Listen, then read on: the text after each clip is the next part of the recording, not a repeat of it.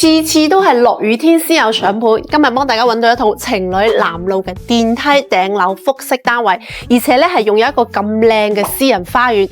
我哋樓下咧就係九洲港碼頭，呢一度咧半個鐘可以去到深圳，1個鐘咧可以翻到香港啦。今日我哋睇嘅呢套單位建築面積178方啦，3房3衛嘅設計啦。而家我哋係1樓嘅空間啦，呢一度咧就係我哋客廳嘅位置，呢邊係東南朝向，望過去咧就望到我哋度假村嘅湖景。同埋出去咧就係我哋嘅海景，視野好開闊噶。呢邊咧我哋業主就做咗間茶室喺呢個位置，咁茶室出去咧我哋仲帶一個生活露台嘅。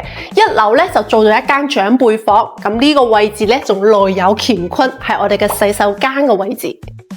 呢一邊咧就係我哋餐廳嘅位置，餐廳過嚟咧就係我哋 U 字型嘅廚房，廚房嘅空間都好闊落噶。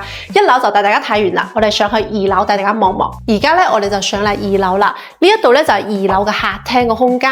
咁業主咧喺呢度咧設計成一個書吧同埋一個辦公嘅地方。如果係我去設計咧，呢度我更加寧願擺張大嘅梳化，平時咧瞓覺之前可以同啲小朋友傾下心事，都係好溫馨噶。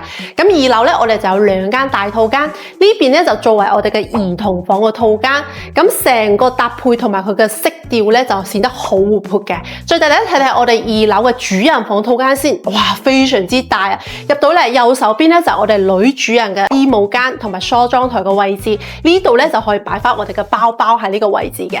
咁行過嚟呢邊咧就係我哋嘅景觀露台嘅，呢度望出去咧就望到我哋嘅湖景啦，同埋我哋海景嘅。樓下咧就係情侶南路啦，落樓散下步咧亦都係非常之舒服噶。咁我哋休息區咧就係呢個位置，咁衣帽間嘅後邊咧就係我哋主人房嘅洗手間啦。咁呢一邊咧就做翻我哋嘅晾曬區嘅。咁晾曬區出嚟咧就有一個咁靚嘅花園平台。